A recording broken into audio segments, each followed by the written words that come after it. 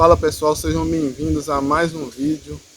E no vídeo de hoje nós vamos falar sobre alguns pontos negativos do cloreto de potássio. Então pessoal, para quem não conhece, esse aqui é o cloreto de potássio. É aquele adubo de cor avermelhada que a gente compra nas casas de suplementos agrícolas. Ele também contém cloreto de potássio, aquele NPK normal que vem em grão branco, vermelho e preto, ou branco, vermelho e marrom.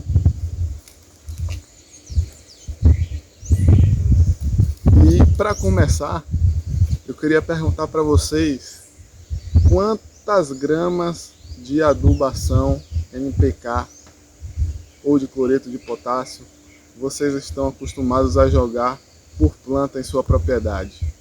Responde essa pergunta aí nos comentários assim que possível, para poder a gente estar verificando como anda a propriedade de vocês, e qualquer dúvida a gente vai estar respondendo também. Bom pessoal, nesse vídeo a gente vai falar sobre alguns pontos negativos do cloreto de potássio e vai estar dando dicas de como minimizar esses pontos negativos dentro de sua roça.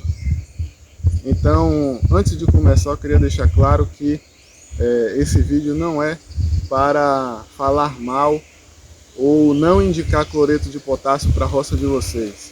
É apenas para poder prestar algumas informações. E para começar, pessoal, eu gostaria de falar sobre como o cloreto de potássio é produzido. Na maioria dos casos, o cloreto de potássio ele é extraído de rochas e ao realizar processos químicos como dissolução, flotações, é adicionado um componente chamado cloro, que acredito que muitos de vocês aí estão acostumados e conhecem, utilizam dentro de casa. E esse componente é adicionado no cloreto de potássio.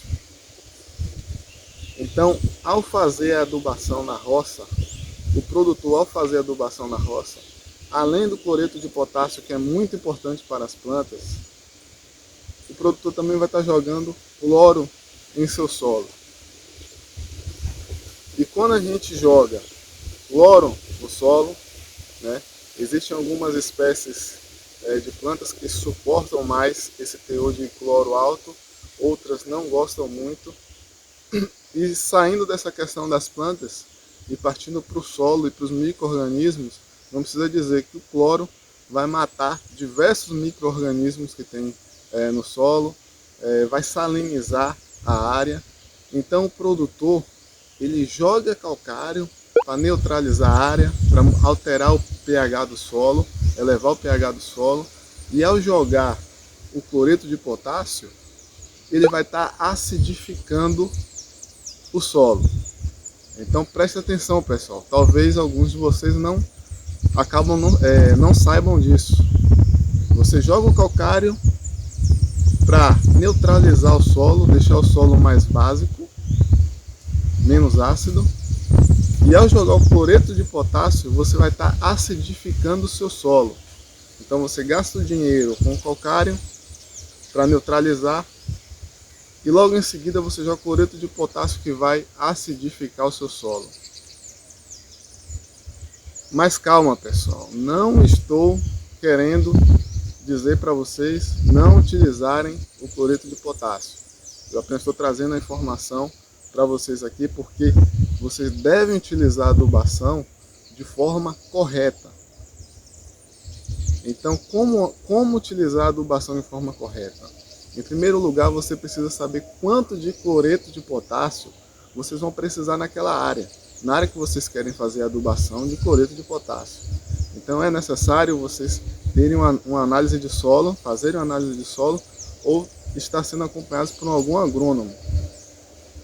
A partir desse momento que você sabe quantos de cloreto de potássio você vai precisar para atingir aquela produção que vocês querem, tudo fica mais fácil. Porque existem maneiras de minimizar esses pontos negativos que o cloreto de potássio traz ao solo. E como aqui no canal a gente está trazendo materiais mais voltados à agrofloresta e à regeneração do solo, produção de nível bom para excelente sem danificar o solo, sempre está regenerando o solo, a gente está trazendo algumas dicas para vocês utilizarem o cloreto de potássio.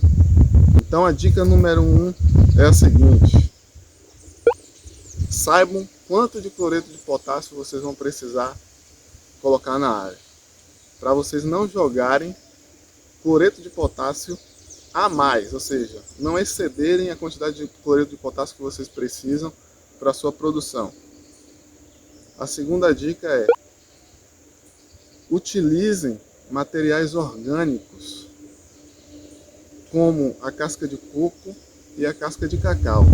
Façam compostagem com materiais ricos em potássio. No caso aqui eu dei 2 exemplos, dei 2 sugestões da casca de coco e da casca de cacau. Esses materiais, depois de serem compostos, de começarem a apodrecer, eles liberam grande quantidade de potássio e vão liberar esse potássio de forma orgânica, que não vão prejudicar o solo nem os micro-organismos.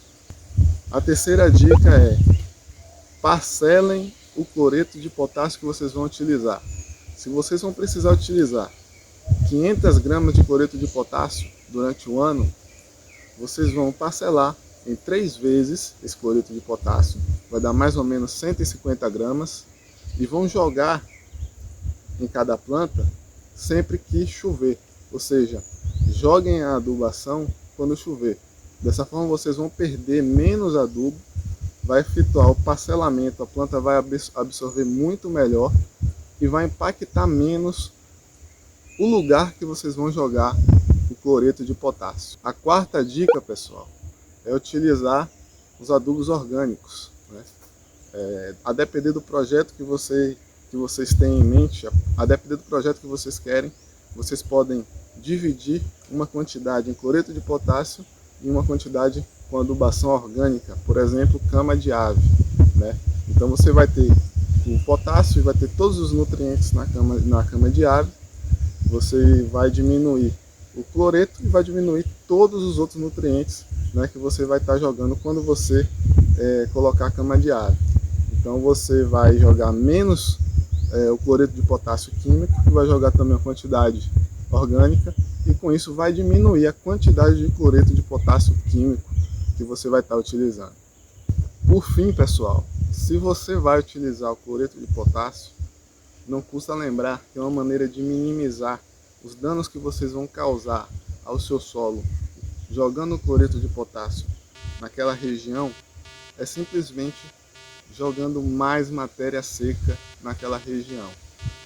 Então, se você vai fazer adubação química, a quantidade de matéria seca, a quantidade de matéria orgânica que você vai jogar em volta da planta, que você vai jogar na sua plantação, deve ser muito maior, porque aquela quantidade de matéria seca que você jogar na planta, que você jogar para suprir o cloreto de potássio, ela vai proteger os micro-organismos e vai fazer com que os micro-organismos possam se multiplicar, né? Então você joga uma quantidade de matéria seca no solo, você protege o solo, os micro-organismos vão se alimentar daquela matéria seca, vão começar a fazer aquela decomposição e vão se multiplicar. Ou seja, a última dica é: joguem bastante matéria seca na área, certo? Da sua roça, na área que você vai fazer a aplicação do cloreto de potássio. Isso vai minimizar o impacto negativo que o cloreto de potássio vai trazer para o seu solo. Inclusive, o potássio ele é muito importante para nós seres humanos, para os animais e para as plantas. Nós consumimos o potássio em forma de suplementos alimentares e nos alimentos normais, como por exemplo a banana. O problema é o cloreto. O cloreto de potássio, que sofre processos químicos e que o tornam prejudiciais à saúde por conter elementos químicos em excesso em sua composição. Eu trouxe para vocês aqui dicas sobre como utilizar o cloreto de potássio. Espero que vocês tenham entendido. Qualquer dúvida, deixem nos comentários e valeu!